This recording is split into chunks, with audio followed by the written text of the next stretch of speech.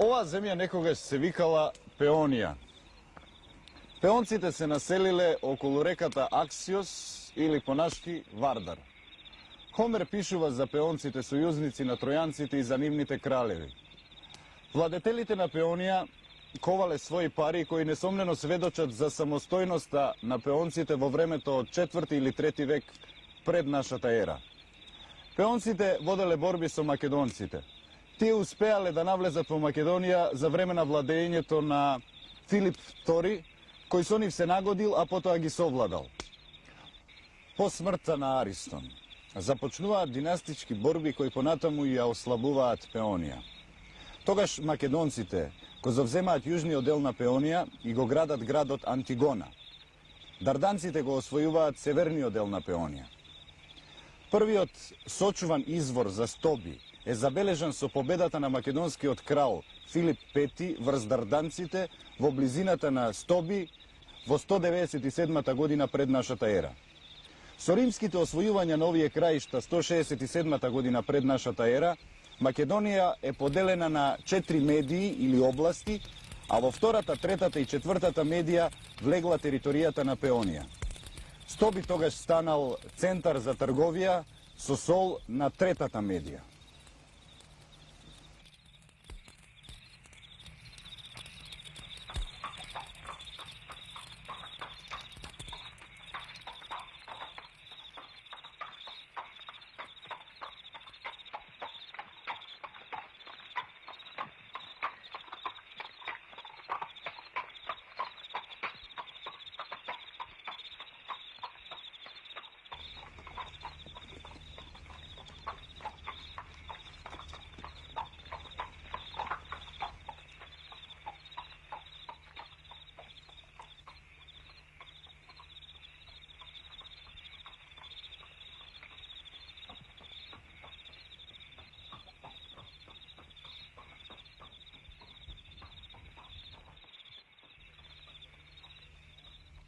Дури за време на владењето на Август во 31-та година пред нашата ера, во градот настануваат значајни промени.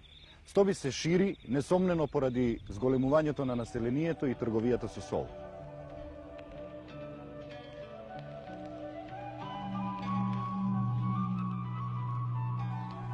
На камениот праг на портата се гледаат трагови од многуте запрежни коли кои што поминале низ неа.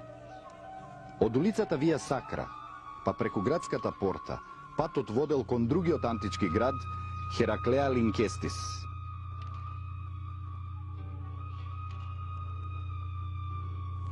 На овој округол камен се наоѓала градската вага.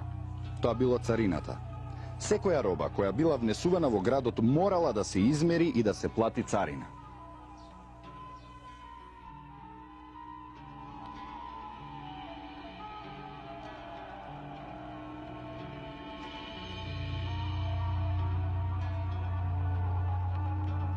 Интензивното проширување на градот може да се поврзе со подигнувањето на неговиот статус во ранг на муниципиум, што Стоби го има уште во 69-та година од нашата ера, кога во него почнале да се коваат пари од разни типови со надписи Municipиум Stobensium.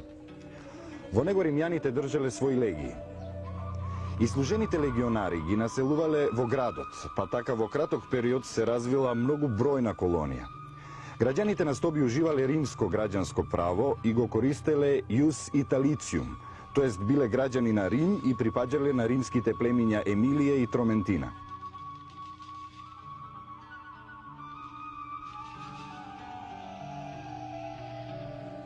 Во текот на раниот и средниот царски период, градот ја достигнал несомнено својата кулминација во економскиот развиток и во него владеела благосостојба. Постоел обичај императорот од време на време да ја обиколи својата империја. Во таков случај граѓаните го дочекувале својот император со ловров венец и во негова чест правеле биста. Слична биста на оваа што се наоѓа во музеот на Стоби е пронајдена и во Мала Азија, каде што императорот бил. Императорот Теодосије I го посетил Стоби во јуни 388 година од нашата ера. Тука издал два едикта.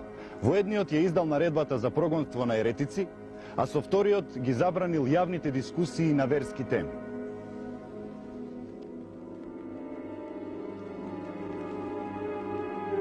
За време на неговиот престој во Стоби, тој секако одседнал во најголемата и најелегантната куќа во Стоби. Меѓу досега откопаните згради, раскошно украсената зграда која се наоѓа источно од улицата Вија Теодосија, најсигурно е онаја која го примила царскиот гостин. Бидејќи името на собственикот на оваа резиденција не е познато, можеме да ја наречеме Теодосијанска палата во спомен на посетата на императорот. Посетата на императорот на Стоби сведочи за важноста на овој град кој што се наоѓа на важна сообраќајна артерија. Тесалоника, Хајсус, Сирмиум, која што кај Стоби се вкрстува со патот од Сердина, Хераклеа и прочуената Вија Игнација.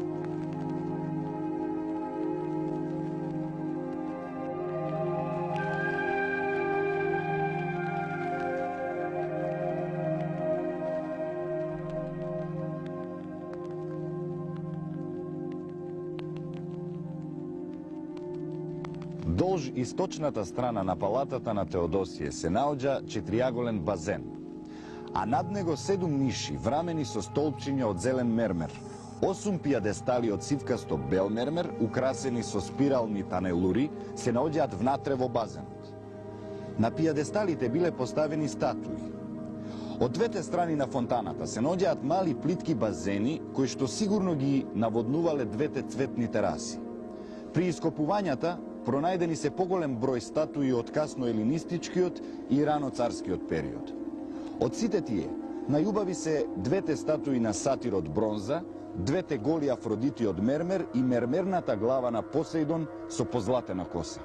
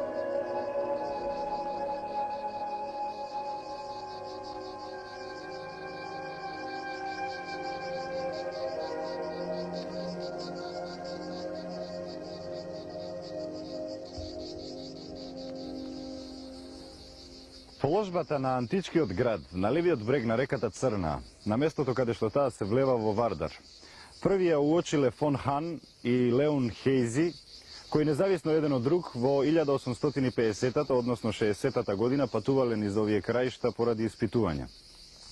Меѓутоа, до ископувања веднаш не дошло.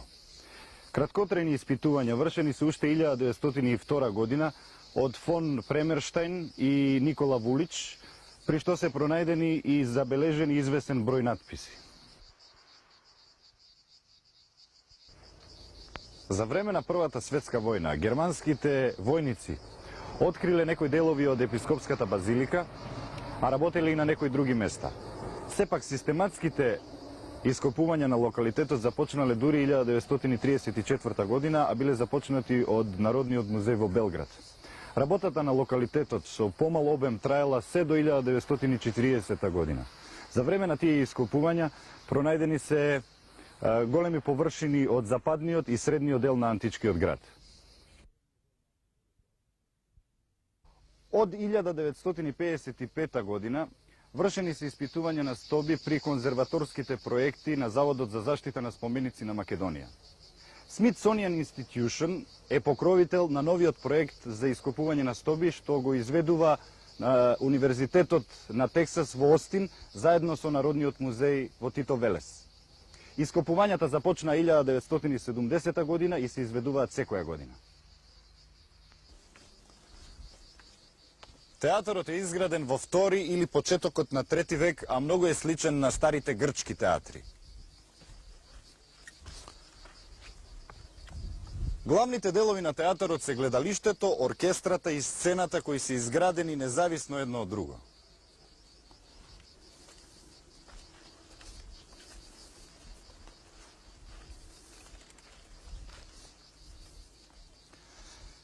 Зградата на сцената немала бина, туку современо изградена фасада која служела како позадина за представите кои се играле во оркестрата.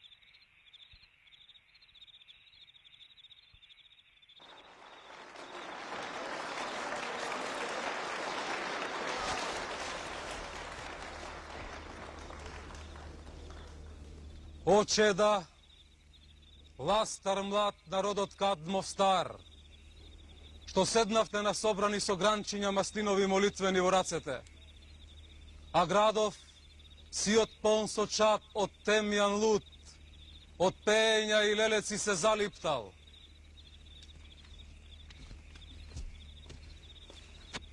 Јас дојдов тука сам, без да чујам од други гласници за тоа. Лично јас, кој сите славен Едип ме нарековте.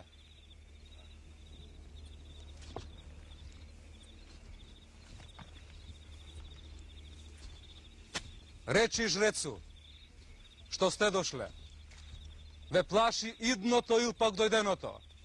Тебе ти прилега да зборуваш за другите. Јас готов сум да тешам. Без душа би бил да останам пред тажна гледка вака студен. О Едипе, владетелу на твоев крај. Крај твоите жртвеници наседнати не гледаш што сме. Едни слаби за далечина, а други стари жреци си. Јас Зевсов жрец, а тие одбор момчиња. А другиот пак народ чет овенчан крај двата храма на Палада, кај што е жртвеникот на Аполо на пророкот. Ти гледаш сам, голула бура градов наш и пропаѓа во на море крваво. Од светот уште гние секој земен плод. Добитокот во стада така умира, а плодот мајчин гине во утроба. Во градов чума без не, и страшен Бог без престан фрла игли отровни жар. Се пусти домот Кадмов. Плач, богате е тој мрачен хат, тој пекол црн. Не те сметам за рамен на боговите, ни јас, ни овие момци што овде поседнаме. Но ти прв си борец меѓу луѓето, сред неволи на животот, сред бурите испрати на тие гневни богови. Од крвав данок градов наш го спаси ти, što должни го даваме на свингата, но ништо од нас не узна, не научи, а помогнат од Бога и не спаси нас. И сега Едипе, о главо најумна, кон тебе поглед креваме, те молиме, избави не. Ти најдобар од сите луѓе, биди смел. Исправи го ти градов, грижи се за се. И сега, овој крај те вика спасител, затоа што си готов пак да сториш се, да нема кој да рече тој не крена, тој не погуби. Закрепнimo градов наш со се. Покажеш и сега тако како што ми дојде. Кога среќе надежд и добра коп ми донесе. Бидејќи знај, ќе сакаш ли да владееш ко сега тука? Подобро да владееш со луѓе, а не со градот пуст. Не ми е непознато пошто сте дошле вие. Добро гледам јас, зло страдате. Но иако страдате, никој од вас ко мене не страда. Болот ваш на еден се однесува, на еден само и на никој друг. А јас заеднички во душа вас избирам жал. За тебе, за мене, за него, за градов, за сите. Зар мислите го будите заспаниот од тешка мрза? Не. Сум плачел не еднаш. Сум талкал не еднаш низ патјето на грижите заплеткани. Јас една надеж имам. Таа е на пат. Креона го пратив брат на жена ми во Делфи, за да прашав блескав Фебов храм, со каков збор и дело градов да го спасам. Се плашам за него. За чудо доцни тој. Но штом ќе пристигне, да бидам бедник, ако се не извршам што Богот ќе заповеда. А сега станете од скалите. Гранчињата кренете ги од жртвеник. Викнете го на кадма тука родот цел. Ќе сторам се. Ил среќни со Аполона, ил пак со Аполон ќе паднеме. Зар не?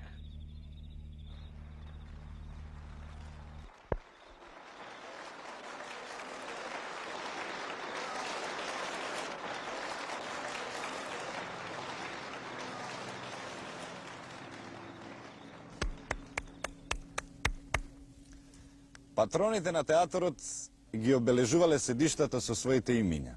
Еве јас седам на едно од тие седишта и се надевам дека власникот нема да ми замери. Патроните своето право да седат на определено место го објавувале со врежување на почетните букви или некоја друга пополна форма на своето име. Поделбата на седиштата очигледно се вршела врз основа на племенската припадност, бидејќи во гледалиштето се пронајдени имињата на 5 племиња – Терентија, Валерија, Мартија, Меркурија и Вибија.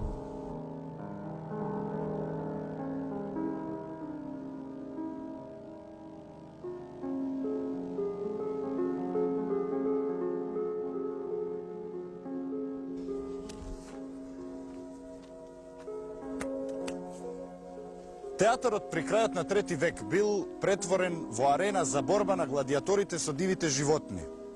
Арената била доградена со ѕид за посигурно да ги одвои гледачите од настаните во арената.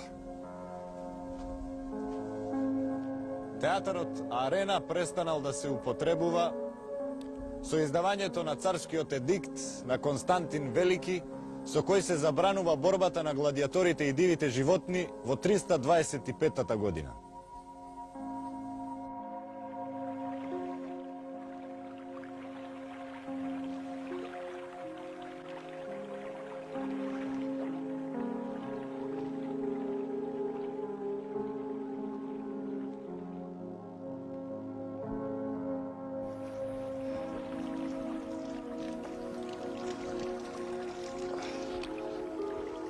Иако Стоби се наоѓа меѓу две реки, проблемот за снабдување на градот со вода не бил наедноставен. Овде ја гледаме градската чешма изградена за потребите на населението. Од 3 лули, вградени на 3 плочи на предниот зид од правоаголниот резервоар, водата течела во камени корита. Чешмата се снабдувала со вода од аквадуктот кој се уште не е ископан.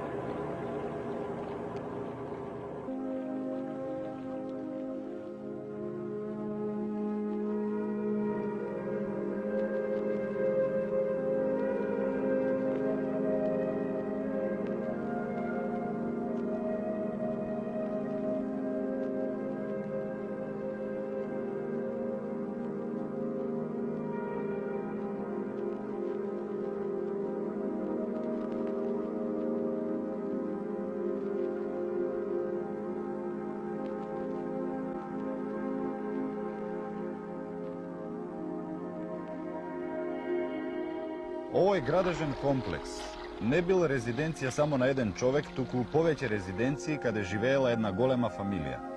Веројатно е дека некои западни одаи биле наполно одвоени и дека во нив биле сместени мали дуќани. Во секој случај, фамилијата на Перистерија ја заземала во најмала рака зградата во јужниот дел од тој комплекс, што се гледа од еден надпис на мозаичниот под.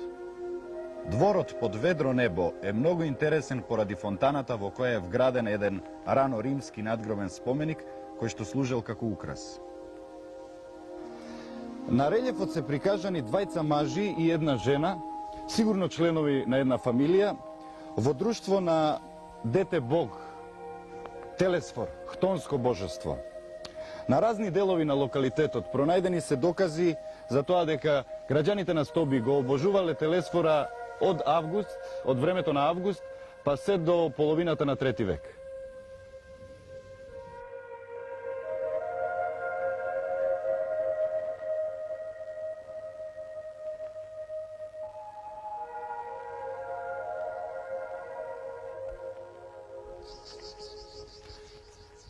Секој голем град има своји пороци. Така ни Стоби не бил исклучок. Во оваа просторија, покрај мермерната табла, пронајден е и бронзен таз кој несомнено служел за фрлање на коцките, како и неколку коцки.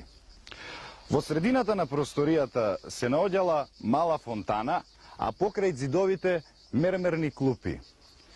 Исто така пронајдени се и 4 кади за бањање. Секоја од нив можела да собере 1 до 2 луѓе. Според опременоста на просторијата, можеме да заклучиме дека патроните оваа куќа ја користеле и за други забави, а не само за коцкање. Коцкарницата работела во доцна римскиот период и дури по дополнителните ископувања ќе можеме да кажеме нешто повеќе за неа.